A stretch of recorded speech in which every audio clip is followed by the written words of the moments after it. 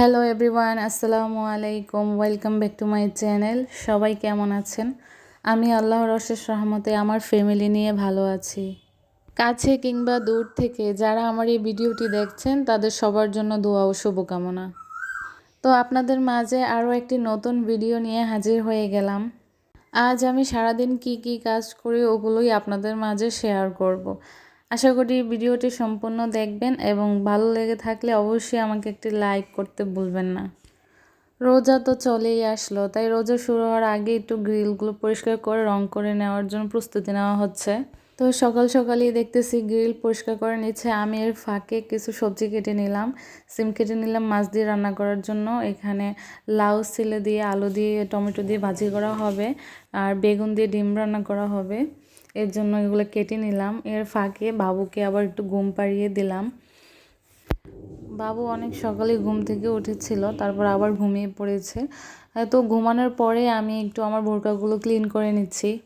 ছোট বাবুরা ঘুমের মধ্যে থাকলে যত দ্রুত কাজ এগিয়ে নেওয়া যায় ততই ভালো, ততই সহজ হয়। তো বোরকাগুলো প্রথমে আমি একটু খালি পানি দিয়ে ধুয়ে নিলাম। আমার শাশুড়ি সবসময় বলেন আগে একটু শুকনো কাপড় পানি দিয়ে ভিজিয়ে নিলে নাকি কাপড় দ্রুত পরিষ্কার হয়, ভালো পরিষ্কার হয়। এই জন্য ওনার কথা মতোই আগে খালি পানি দিয়ে ধুয়ে এগুলো ধুয়ে শেষ করে গেলাম ছাদে এগুলো শুকাতে। তুমি নিজে নিজে জুতো পরেছো? মাশাআল্লাহ। হি বোতাম লাগাইতে পারো নাই না জুতার? ওই তুমি পড়তে পারছো, যতটুকু পারছো মাশাআল্লাহ।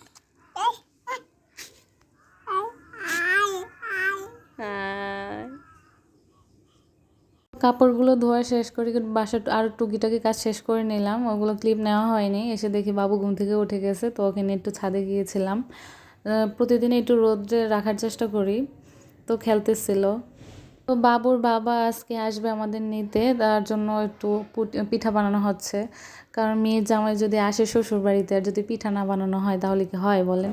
তো আম্মুকে বললাম দুধ পুলি খেতে ইচ্ছা করছে, তাই আম্মু দুধ পুলি বানাচ্ছেন। এগুলো যদিও অনেক সময় সাপেক্ষ কাজ, এই ছোটো ছোটো পিঠা অনেক সময় লাগে, তারপরেও কি আর করবো, খেতে যেহেতু ইচ্ছে করছে। যারা আমার চ্যানেলের নতুন ভিউয়ার্স, প্লিজ যদি ভিডিওর কোনো অংশ ভালো লাগে তাহলে আমার চ্যানেলটি সাবস্ক্রাইব করে অল নোটিফিকেশন অন করে রাখবেন, যাতে নতুন কোনো ভিডিও আপলোড দেওয়ার সাথে সাথেই আপনি পেয়ে যান। আর যারা ভিডিওটি দেখছেন প্লিজ একটি লাইক দিয়ে দিবেন। আপনাদের একটি লাইকের কারণে আমার ভিডিওটি অনেকের মাঝে ছড়িয়ে যেতে সাহায্য করবে। তো দেখেন মাশাআল্লাহ বাবু পিঠা বানাচ্ছে। সে তার নানির সাথে সেও পিঠা বানাবে তার বাবার জন্য। তো সবাই মাশাআল্লাহ বলবেন। ভিডিওটি এই পর্যন্তই ছিল। সবাই ভালো থাকবেন, সুস্থ থাকবেন। আবার দেখা হবে নতুন কোনো ভিডিওতে। আল্লাহ হাফেজ, আসসালামু আলাইকুম।